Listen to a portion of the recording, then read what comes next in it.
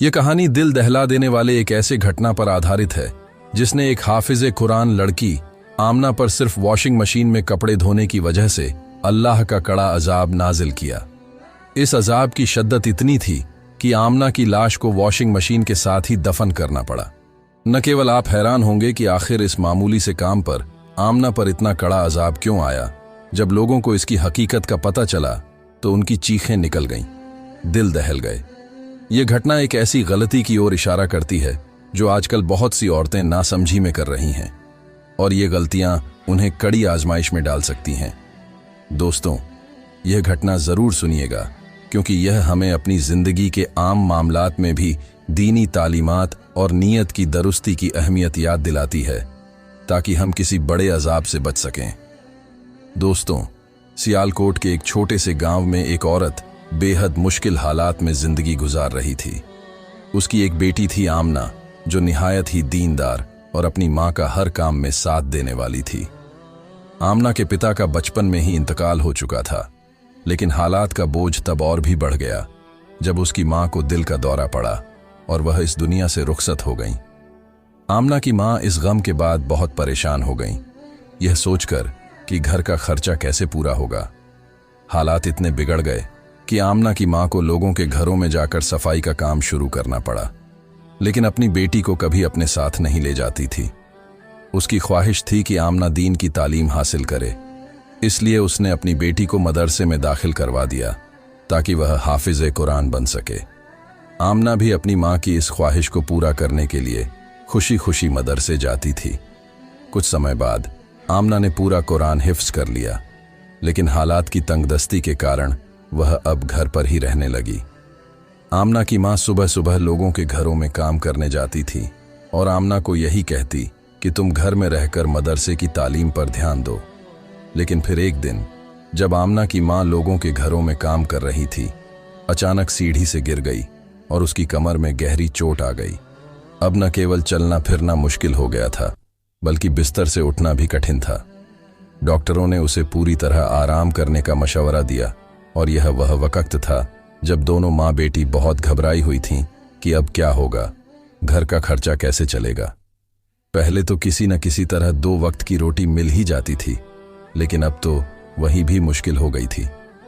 तब एक दिन आमना ने हिम्मत करते हुए अपनी माँ से बात की, अम्मी, अगर आप चाहें तो मैं आपकी जगह लोगों के घरों में जाकर काम कर लूंगी। माँ ने तुरंत इनकार किया, नहीं बेटी, मैं तुम्हें दूसरों के घरों में काम करने कैसे भेज सकती हूं। आजकल दुनिया में भलाई कहां रही। लेकिन घर के बिगड़ते हालात को देखकर आमना ने मां को बहुत समझाया और आखिरकार उसकी मां ने इनकार किया। अब आमना, जो एक हाफिज़े कुरान थी और जिसने कभी घर के काम को हाथ तक नहीं लगाया था, लोगों के घरों में काम करने जाने लगी। पहले वह एक बंगले में जाकर सभी काम करती थी, लेकिन जल्दी ही उसे और काम मिल गए और वह 3-4 घरों का काम करने लगी। जब आमना की मां ने देखा कि उसने इतना बोझ उठाया हुआ है तो वह बहुत परेशान हो गई। बेटी, क्यों अपनी जान पर इतना बोझ डाल रही हो? लेकिन आमना ने मुस्कुराते हुए अपनी मां को तसल्ली दी, अम्मी, मैं हर घर में 2-2 घंटे काम करती हूं, इससे कोई नुकसान नहीं होता और मेरे पैसे भी अच्छे बन जाते हैं। एक दिन जब आमना ने अपनी मां को 1 महीने की कमाई दिखाई तो मां की आंखों में खुशी के आंसू आ गए। दिन इसी तरह गुजरते गए और आमना लोगों के घरों में काम करती रही। वह हर काम खुशी खुशी करती, खासकर कपड़े धोने का। बंगले की मालकिन को आमना हमेशा कहती, बीबी जी, पहले कपड़े धोने दो, और मालकिन भी आराम से अनुमति दे देती। आमना कपड़ों को बड़ी मोहब्बत से धोती और वे इतने साफ सुथरे होते कि मालकिन भी उसकी तारीफ किए बिना नहीं रहती थी। आमना की मां ने महसूस किया कि उसकी बेटी बहुत खुशी से काम कर रही है और मालकिन भी उसके साथ ठीक तरीके से पेश आती है, तो मां का दिल भी सुकून में आ गया। अभी भी आमना की मां पूरी तरह से ठीक नहीं हो पाई थी, लेकिन आमना हर महीने की आखिरी तारीख को सारी तनख्वाह अपनी मां के हाथ में रख देती। एक दिन जब मां ने इतने ज्यादा पैसे देखे तो हैरान रह गई और बोली, अरे आमना, तुमने तो 5 घरों में जाकर काम किया है, लेकिन ये पैसे तो इसके मुकाबले में बहुत ज्यादा हैं। आमना ने मुस्कुराते हुए कहा, अम्मी, दरअसल मैं सफाई के अलावा छोटे मोटे काम भी कर लेती हूँ। इसलिए मालकिन खुश होकर अतिरिक्त पैसे देती है। माँ ये सुनकर दुखी हो गई कि उसकी बेटी अब सिर्फ 18 साल की थी और जो कभी घर का कोई काम नहीं करती थी, अब दिन रात मेहनत कर रही थी। लेकिन अमना का चेहरा हमेशा खुशी से दमकता रहता था, क्योंकि उसे अपने काम से मोहब्बत हो चुकी थी। एक दिन अमना की अम्मी ने अपनी बहन के बेटे के साथ अमना की मंगनी कर दी। अमना, जो अपने पैसों से अपने ख्वाबों का दहेज बनाने लगी थी, थोड़ी मुद्दत में तमाम जरूरी सामान खरीदकर अपना दहेज मुकम्मल कर चुकी थी। हर चीज तरतीब से रखी गई थी और शादी की तारीख भी तय हो चुकी थी। जब अमना ने अपने होने वाले शौहर से ये शर्त रखी कि वो अपनी अम्मी को भी अपने साथ लेकर जाएगी, तो एक पल के लिए माहौल में खामोशी छा गई। लेकिन अमना का होने वाला शौहर, जो उसका कजन भी था, नरम लहजे में बोला, मुझे खाला के साथ रहने में कोई एतराज नहीं, क्योंकि मेरे घर में कोई नहीं है और वैसे भी मेरी माँ का बहुत पहले इंतकाल हो चुका है। अमना की माँ ने उसे प्यार से समझाने की कोशिश की, बेटी, ये कैसी बातें कर रही हो? कोई भी बेटी अपनी माँ को ससुराल लेकर नहीं जाती। लेकिन अमना की जिद नाकाबिले पूर थी। अम्मी, अगर आप मेरे साथ नहीं जाएंगी तो मैं ये शादी नहीं करूंगी।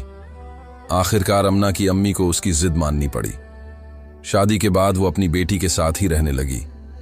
अमना का शौहर, जो ड्राइवर था और अच्छी आमदनी रखता था, ने अपनी बीवी से नरमी से कहा, तुम्हें घरों में जाकर काम करने की कोई जरूरत नहीं है, मेरी कमाई से तुम्हें सब कुछ मिल जाएगा।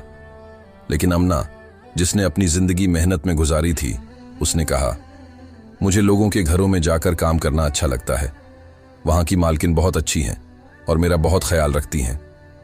अमना का शौहर, जो अपनी बीवी की खुशी चाहता था, सख्ती से मना करने के बाद थोड़ा नरम पड़ गया। ठीक है, अगर तुम्हें कपड़े धोना पसंद है तो सिर्फ वही करो, सफाई और झाड़ू पोंछा करने की जरूरत नहीं। अमना ने इस बात को मान लिया और दोबारा उसी बंगले में जाकर कपड़े धोने लगी। वहां की मालकिन उसके हाथ के धुले हुए कपड़ों की बहुत तारीफ करती थी। फिर एक दिन किस्मत ने एक और पलटा खाया। अमना के शौहर का एक बड़ा एक्सीडेंट हो गया, जिसमें वह मुकम्मल तौर पर अपाहिज हो गया। अब वह अपनी नौकरी भी नहीं कर सकता था और घर की माली हालत तेजी से बिगड़ने लगी। अमना की मां ने अपनी बेटी से कहा, बेटी, अब तुम घर पर रहो, मैं तुम्हारी जगह काम कर लूंगी। मगर अमना ने रोते हुए कहा, नहीं अम्मी, अब ये मेरी जिम्मेदारी है, आपको ये सब नहीं करना पड़ेगा। कुछ दिनों बाद अमना को पता चला कि वह मां बनने वाली है। यही खबर खुशी लाई, लेकिन अमना की जिंदगी में एक नई आजमाइश भी ले आई। अमना की मां ने उसे आराम करने का मशवरा दिया। फिर एक दिन जब अमना की मां को तनख्वाह मिली, तो उसने देखा कि अमना की कमाई के मुकाबले उसकी तनख्वाह बहुत कम थी, जबकि उसने भी वही काम किया था। वह हैरान थी कि पैसों में इतना फर्क क्यों था। लेकिन अगले महीने अमना ने फैसला किया कि वह ऐसी हालत में भी काम करने जाएगी। वक्त गुजरता गया और कुछ महीनों बाद अमना ने एक खूबसूरत बच्चे को जन्म दिया। लेकिन बच्चे की पैदाइश के बाद भी अमना और उसके घर वालों की मुश्किलें खत्म न हुईं। एक और आजमाइश ने उनकी जिंदगियों में कदम रख दिया। अमना, जिसने अपनी जिंदगी में पहले ही बेशुमार चोटें झेल रखी थीं, अब एक और चोट के लिए तैयार थी। जिंदगी जैसे हर कदम पर उसे आजमाइश में डाल रही थी, लेकिन अमना का ज़मीर और उसकी मां की मोहब्बत उसे हर बार उठा देती। अमना अपने मासूम बच्चे को छोड़कर रोज काम पर चली जाती थी और इस दौरान अमना की अम्मी अपने नाती को संभालती थी। जब शाम ढलती तो अमना थकी हारी घर लौटती। उसकी अम्मी अपनी बेटी की इस मेहनत और मुश्किलात पर दुखी दिल के साथ देखती और दिल में दुआ करती, या अल्लाह, मेरी बेटी की किस्मत खोल दे, उसे ऐसा रिज्क दे कि उसे लोगों के घरों में काम न करना पड़े। एक दिन अचानक अमना के घर में एक औरत बढ़ती हुई आई और सांस फुलाकर बोली, अमना की अम्मी, तुम्हारी बेटी का हादसा हो गया है, अमना अब इस दुनिया में नहीं रही। ये सुनकर अमना की अम्मी जैसे पत्थर की मूरत बन गई और फिर धड़ाम से बेहोश हो गई। जब वह होश में आई तो उसने देखा कि घर के बाहर लोगों का हुजूम जमा था। हर कोई खामोशी से एक दूसरे को देख रहा था, जैसे कोई बहुत बड़ा बोझ उनके दिलों पर हो। अमना की अम्मी ने कांपती आवाज में कहा, मेरी बेटी कहाँ है? मुझे मेरी बेटी की लाश क्यों नहीं दिखा रहे? लोगों के चेहरे पीले पड़ गए और कोई भी जुबान खोलने की हिम्मत नहीं कर रहा था। कुछ देर बाद उस मालकिन ने कदम रखा जिसके घर में अमना काम करती थी। उसके चेहरे पर खौफ और गम दोनों झलक रहे थे। उसने कांपती हुई आवाज में बताया, अमना की मौत वॉशिंग मशीन से करंट लगने की वजह से हुई है। यह सुनकर लोग दंग रह गए। मालकिन ने आगे बताया, अमना की लाश वॉशिंग मशीन से इस तरह चिपक गई है कि उसे अलग करना नामुमकिन हो गया है। यह सुनकर सभी के होश उड़ गए। तभी एक औरत बोली, शायद अमना गुनहगार थी, तभी ऐसा हुआ। यह सुनते ही अमना की अम्मी फूट फूट कर रोने लगी। नहीं, मेरी बेटी गुनहगार नहीं है, वह हाफिज कुरान थी, उसने कोई गुनाह नहीं किया। अमना का शौहर भी दर्द भरे लहजे में बोला, मेरी बीवी ने हमेशा ईमानदारी से काम किया है, वह हरगिज गुनहगार नहीं थी। लोगों के दिलों में शक और सवाल उठने लगे। हर कोई मालकिन की तरफ शक भरी निगाहों से देखने लगा, जैसे वही इस हादसे की जिम्मेदार हो। मालकिन की घबराहट साफ दिख रही थी। उसने जल्दी से सफाई देते हुए कहा, नहीं, मैंने अमना के साथ कोई जुल्म नहीं किया। अगर मैंने उसे तंग किया होता तो वह मेरे घर में काम करने क्यों आती। यह सुनकर लोग थोड़ी देर के लिए खामोश हो गए, मगर अमना की अम्मी के दिल में बेचैनी बरकरार थी। लाख कोशिशों के बाद भी अमना की लाश को वॉशिंग मशीन से अलग नहीं किया जा सका। आखिरकार एक रेले चारपाई पर अमना की लाश को वॉशिंग मशीन के साथ ही लाया गया।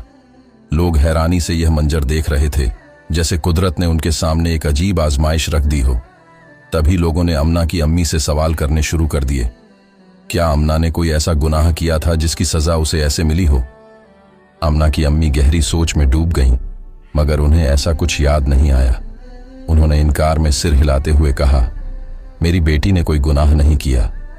यह सुनकर लोग और भी हैरान और परेशान हो गए। अमना का शौहर भी चुपचाप बैठा, घुटनों में सिर दिए अपनी सोच में गुम था। धीरे धीरे सब लोग वहां से चले गए। मालकिन ने भी अपने घर की लैंड्री की पूरी जांच करवाई, मगर ऐसा कोई सुराग नहीं मिला जिससे पता चले कि आखिर अमना की मौत कैसे हुई। 2 दिन बीत चुके थे और अमना के शरीर से इतनी बदबू आने लगी कि लोग इसे बर्दाश्त नहीं कर पा रहे थे।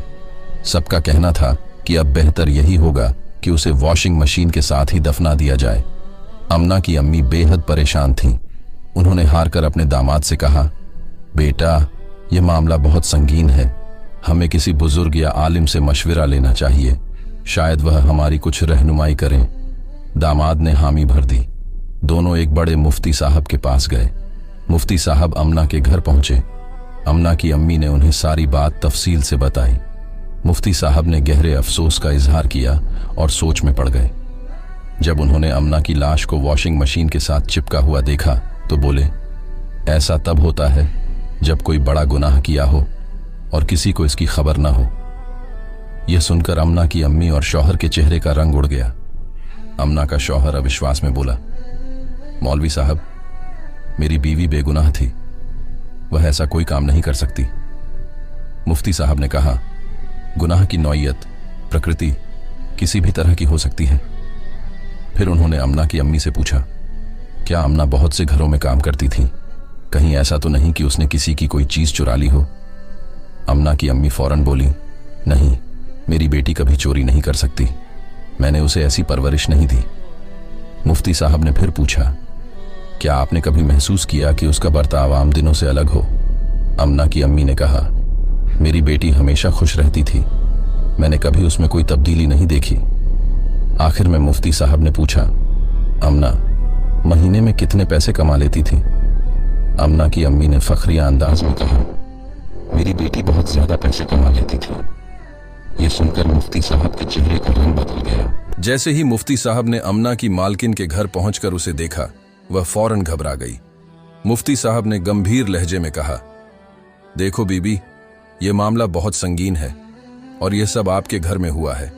हो न हो, आपको इस बारे में कुछ न कुछ जानकारी जरूर होगी। मैं आपसे गुजारिश करता हूं कि जो भी सच है वह बता दीजिए, ताकि इनकी बेटी को कब्र की मिट्टी नसीब हो सके। मालकिन ने एक ठंडी आह भरी और फिर बोलने लगी, जब मैंने अमना की मौत की खबर उसके घर वालों को दी तो गांव वालों ने मुझ पर ही शक करना शुरू कर दिया।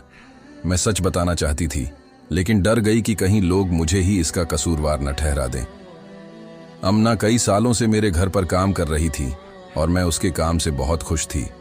वह कपड़े बहुत साफ और खुशबूदार धोती थी, लेकिन मुझे क्या मालूम था कि कपड़े धोने के पीछे कोई लालच छिपा हुआ था।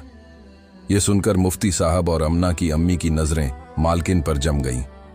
मालकिन ने कांपती हुई आवाज में कहा, जिस दिन अमना की मौत हुई उस दिन वह कपड़े धोने में व्यस्त थी। मैं अपने कमरे के कपड़े देने गई तो देखा कि अमना चोरों की तरह कपड़ों की तलाशी ले रही थी, जैसे कोई चीज ढूंढ रही हो। यह सुनते ही अमना की अम्मी के चेहरे पर हैरानी छा गई। मालकिन ने बात जारी रखते हुए कहा, फिर मैंने देखा कि उसने मेरे शौहर के कोट की जेब से 1000 रुपए का नोट निकाला। उसकी आंखों में एक अजीब सी चमक आ गई। जल्दी से उसने वह नोट अपने दुपट्टे के पल्लू में बांध लिया और बाकी कपड़ों की तलाशी लेने लगी। एक जेब से 500, दूसरी से 100, 200, इस तरह वह पैसे इकट्ठा करती रही। यह सुनकर अमना की अम्मी का दिल डूबने लगा और वह गहरी सोच में पड़ गईं। मालकिन ने कहा, मेरे शौहर ने कई बार कहा था कि उनके कपड़ों में रखे पैसे गायब हो जाते हैं, लेकिन मैंने कभी इन बातों को गंभीरता से नहीं लिया। हमारे पास अल्लाह का दिया सब कुछ था। इन मामूली पैसों की हमें कोई परवाह नहीं थी। लेकिन जब उस दिन मैंने अमना को यह हरकत करते देखा तो मेरे पैरों तले जमीन खिसक गई। यह सुनकर अमना की अम्मी की आंखों से आंसू बहने लगे। मालकिन ने दर्द भरे लहजे में कहा, खुदा जानता है, मैंने अमना पर कोई जोर जबरदस्ती नहीं की। मैं सिर्फ उसके पास गई और उससे कहा, अमना, अगर तुम्हें पैसे चाहिए थे तो तुम मुझसे मांग लेती। मैंने तुम्हें कभी कम नहीं समझा। जो हमारे घर में पकता था वह तुम्हारे लिए भी था। कपड़े, जूते, पैसे, सब कुछ तुम्हें दिया। फिर तुमने यह हरकत क्यों की? मैंने तो उससे वह पैसे भी वापस नहीं लिए। मेरा मसला पैसे नहीं थे, मुझे उसके ईमानदारी पर दुख हुआ था। मैं जैसे ही अपने कमरे की तरफ मुड़ी, अचानक एक जोरदार चीख सुनाई दी। वह अमना की चीख थी। मैं दौड़ती हुई वहां पहुंची तो देखा कि अमना वॉशिंग मशीन के साथ चिपकी हुई थी। शायद उसे जोरदार करंट लगा था। हमने बड़ी मुश्किल से मेन स्विच बंद किया, लेकिन उसकी लाश मशीन से अलग नहीं हो रही थी। इसलिए मजबूरन मुझे वॉशिंग मशीन के साथ ही उसकी लाश उसके घर पहुंचानी पड़ी। यह कहकर मालकिन की आंखों में आंसू भर आए। मुफ्ती साहब गहरी सोच में डूब गए और अमना की अम्मी भी अब यह समझ चुकी थीं कि आखिर उनकी बेटी महीने के आखिर में इतने ज्यादा पैसे कैसे जमा कर लेती थी। अमना की अम्मी का सिर शर्मिंदगी से झुक गया। वह टूट चुकी थीं और उनके दिल में इतनी तकलीफ थी कि वह कुछ भी बोल नहीं पा रही थीं। मुफ्ती साहब ने नरम लहजे में कहा, बीबी, अब आपको आपके सभी सवालों के जवाब मिल चुके हैं। बेहतर यही है कि अमना को उसी मशीन के साथ दफना दिया जाए, क्योंकि जो कुछ हुआ वह उसके अपने अमल की सजा थी। अमना की अम्मी और उसके शौहर के दिल पर जो गुजर रही थी वह कोई दूसरा इंसान कभी समझ ही नहीं सकता था। उनकी आंखों में आंसू थे और दिलों में गहरी बेबसी। फिर सबकी आंखों के सामने अमना की लाश को वॉशिंग मशीन के साथ ही दफना दिया गया। जब लोगों को अमना की मौत की असली हकीकत का पता चला तो हर इंसान के चेहरे का रंग उड़ गया। सभी ने तौबा करते हुए अपने कानों को हाथ लगाया और दिल में यह पक्का इरादा किया कि आगे कभी ऐसी हरकत नहीं करेंगे। सबने सोचा कि ऐसा गुनाह कभी नहीं करेंगे जो ऐसी शर्मनाक मौत का कारण बने। दोस्तों, यह वाकया हम सब के लिए एक बहुत बड़ा सबक है, क्योंकि आजकल हमारे समाज में बहुत सी महिलाएं घरों में काम करती हैं और हो सकता है कि वो इस तरह की छोटी छोटी गलतियां कर बैठें। शायद सब नहीं, लेकिन कुछ लोग ऐसा जरूर करते हैं। इसी तरह जो पुरुष कपड़े इस्त्री करते हैं वो भी कभी कभी कपड़ों की जेबों से पैसे निकाल लेते हैं और वो इसे छोटी बात समझते हैं। याद रखें, चोरी तो चोरी होती है, चाहे वो 1 रुपये की हो या 1 लाख की। हर एक चोरी का हिसाब अल्लाह के सामने देना होगा। दुनिया में कुछ छुप सकता है, लेकिन आखिरत में हर चीज सामने आ जाएगी और अल्लाह के सामने हमें अपने हर छोटे बड़े गुनाह का जवाब देना होगा। आज हम जो कुछ भी हासिल करने के लिए गलत रास्ता अपनाते हैं वो हमें थोड़े वक्त के लिए फायदा दे सकता है, लेकिन याद रखें, इसका अंजाम बहुत बुरा हो सकता है। इसलिए अपने हालात बेहतर करने के लिए हमेशा वही रास्ता चुनें जो सही हो, जो अल्लाह को पसंद हो। दुनिया के छोटे छोटे फायदे के लिए अपनी आखिरत को दांव पर मत लगाएं। आखिर में दुआ है कि अल्लाह हमें नेक अमल करने और गुनाहों से बचने की तौफीक दे। अल्लाह हमें इन वाकइयों से इबरत हासिल करने की समझ दे और हमारी दुनिया और आखिरत दोनों को बेहतर बना दे। इस पैगाम को दूसरों तक भी पहुंचाएं। हो सकता है कि यह बात किसी के दिल पर असर कर जाए और इसका सवाब आपके नाम ए अमल में लिख दिया जाए। कमेंट बॉक्स में आमीन लिखना न भूलें और सोहाइब वॉइस चैनल को जरूर सब्सक्राइब कर लें। और फिर अगली वीडियो में मिलेंगे। तब तक के लिए अल्लाह हाफिज।